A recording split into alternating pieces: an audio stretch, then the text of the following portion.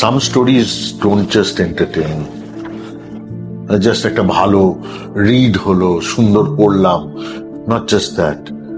There are stories which provoke, there are stories যেটা একটু নাড়িয়ে দেয় বলা যেতে পারে, এবং forces you to create. And this is exactly what happened with this. Dipanwita রায়ের এই উপন্যাসটি অন্তর্ধানের নেপথ্যে নভেলা বলা যেতে পারে। এটা পড়তে পড়তে আমি কিরকম আই ওয়াজ সিইং ফ্রেমস, আমি চরিত্রগুলোকে দেখতে পাচ্ছিলাম, আমি এই পুরো ঘটনাটার একটা পুরোটার মধ্যে একটা সিনেমা দেখতে পাচ্ছিলাম। এবং সেটাই হয়, যতক্ষণ না কোনো গল্প আমাকে সেইভাবে নাড়া দেয় আমি সিনেমা করতে পারি না। I could see a political thriller যেটা ঝড় তুলতে পারে। হ্যালো দীপান্বিতা, অরিন্দম বলছি, তোমার একটা লেখা পড়লাম অন্তর্ধানের নেপথ্যে। তো ঘটনাটা হচ্ছে যে আমার মনে হচ্ছে এটা নিয়ে সিনেমা করা যায়। তোমার সাথে কতদিন ধরে কথা হচ্ছে, তো I think this is a lovely story for a film. তোমাকে বলছিলাম না যে এটা সত্যি খুব ভালো লেখা পড়েছি। তুমি চেনো আমাদের দীপান্বিতা রায়? দীপান্বিতার লেখা, দীপান্বিতার আমি প্রায়শই অনেক লেখাই পড়ি, কিন্তু এটা আমার সিরিয়াসলি ভালো লাগলো। এই বইটা নতুন বেরিয়েছে, এনকাউন্টার বলে। এনকাউন্টার না, এটা দুটো মানে নোবেলা নিয়ে আর কি। তো যেটা আমি চাই তুমি ইমিডিয়েটলি পড়ো সেটা হচ্ছে অন্তর্ধানের নেপথ্যে। অন্তর্ধানের নেপথ্যে মৌসুমী সেনের চরিত্রটা নিয়ে মন দিয়ে একদম পড়ে ফেলছি চট করে। ঠিক আছে, তারপর তোমার সাথে দেখা হচ্ছে। ওকে, বাই। কি অপূর্ব একটা গল্প, কি সুন্দর লেখা। অরিন্দম আর আমি চটপট ভেবে ফেললাম এটা নিয়ে কিন্তু ছবি বানাতেই হবে, মানুষের কাছে পৌঁছে দিতে হবে এই গল্পটি। তাই জন্য আয়োজন হয়ে গেল আমাদের ছবি বানানোর কথা আমার বাড়িতে বসে। ফিরদাউসুল হাসান, আদিত্য মজুমদার এবং আমাদের দীপক সবাই মিলে আমরা বৈঠক করে ফেললাম। আর ফ্রেন্ডস আর কাহাক জুড়ে গেল এই ছবি বানাতে। অরিন্দম শীলের সাথে আমার সম্পর্ক বহুদিনের, প্রায় 30 বছর।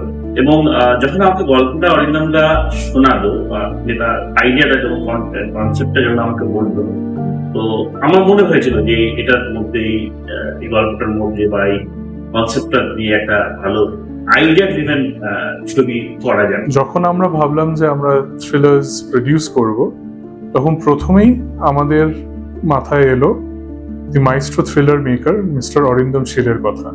বিভিন্ন ডিসকাশন, বিভিন্ন আলোচনার পর যখন এই স্ক্রিপ্টটি আমাদের সামনে এলো, আমরা খুব এক্সাইটেড হয়ে গেলাম এই জার্নির একটা পার্ট হওয়ার জন্য। আদিত্য, হাসান, ঋতু, দীপক বহুদিনের পুরনো বন্ধু, আবার আমরা একসাথে কাজ করছি।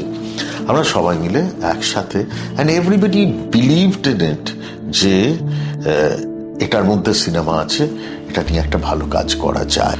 সুভাষিস একদম তরুণ তুর্কি লেখক, খুব ভালো লিখছে।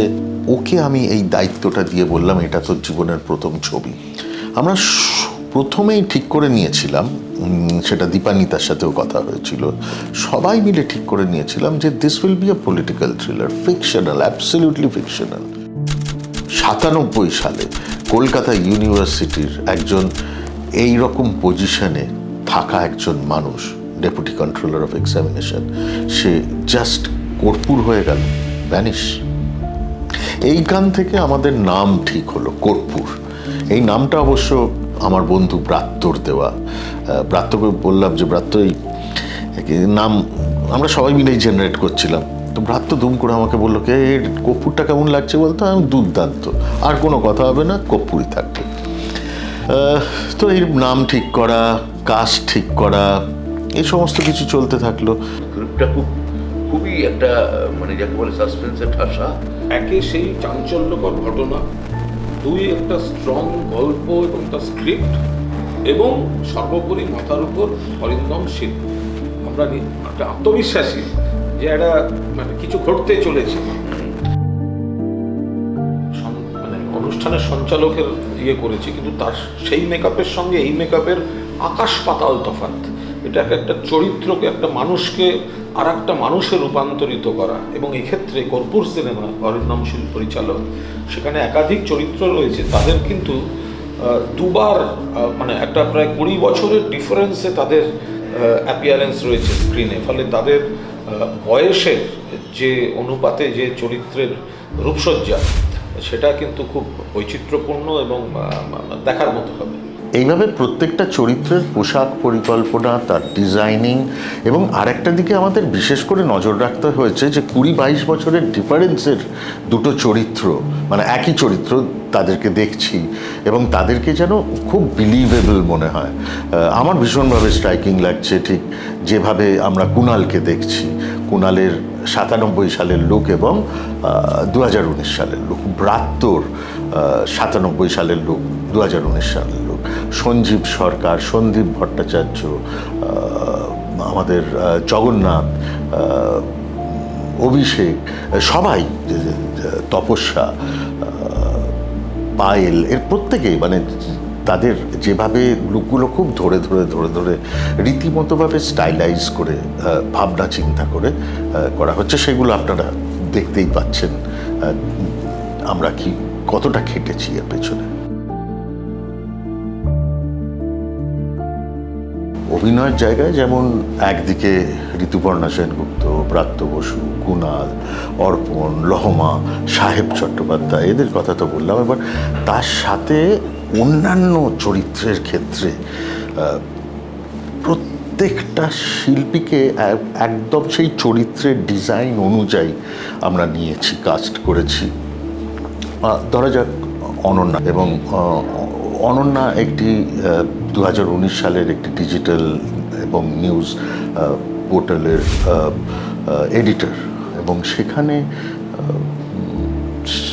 সে তার যে ব্যক্তিত্ব, তার ওই জায়গাটা নিয়ে তাকে সেইভাবে আমরা কাস্ট করেছি, সেইভাবে তাকে সাজানো হয়েছে। She is wearing suits. তারপর রয়েছে লহমা এবং অর্পণ, তরুণ একদম ইয়াং ছেলে মেয়ে। আমাদের এই গল্পের দুটো জায়গা আছে, এটা ছবিটা তৈরি করতে গিয়ে আমরা এনেছি। সেটা হচ্ছে একটা 1997 সাল যখন এই ঘটনাটা ঘটে, আর একটা 2019 সাল। এই দুটো সময় যে কোনো ছবিতেই থাকতে পারে, সেটা বড় কথা না। What is challenging about this film is আমি সেম লোকেশন, সেম টাইম স্পেসের মধ্যে আমি সময় ঘুরিয়ে দিচ্ছি। থ্রিলারের মজাটা হচ্ছে যে আমরা রেগুলার এত থ্রিলার ছবি দেখি ইত্যাদি, তো সেখানে কন্টেন্ট এবং ট্রিটমেন্ট এই দুটো খুব ইম্পর্ট্যান্ট হয়ে পড়ে, এবং সেখানে ওই একঘেয়েমিটা একদম কাজ করে না। আমি আমার দর্শকের কথা ভেবে এবং যারা আমাদের ছবি দেখতে চান, ভালোবাসেন, তাদের সকলের কথা ভেবে, এবং যারা ভালো ছবি দেখতে চান তাদের কথা ভেবেও এইরকম একটা ছবি আমরা বানাচ্ছি। So let's see. কর্পূর এখন খুবই নেসেন্ট স্টেজে, স্ক্রিপ্ট তৈরি হয়ে গেছে, চরিত্ররা রেডি, কস্টিউম ডিজাইনিং হয়ে গেছে, লুক সেট হয়ে গেছে, এ সমস্ত আমরা ধীরে ধীরে এগিয়ে যাচ্ছি এবার আসল কাজের জন্য, সেটা হচ্ছে to open the camera and shoot. আজকে আমরা একটা ছোট্ট টিজার দেখালাম যে কিভাবে আমাদের ছবিটা শুরু হতে চলেছে। So stay tuned. পরিশেষে একটা কথা আমার প্রচার মাধ্যমের সমস্ত বন্ধুদের, আপনাদের সকলের জন্য, আমার মনে পড়ে না, এবং আমার জানা চেনা যারা এখানে রয়েছেন সবাই এটা স্বীকার করছেন যে আমাদের কারোর মনে পড়ে না যে একটা ছবির অ্যানাউন্সমেন্টে এত হাইপ ক্রিয়েটেড হয়েছে কবে।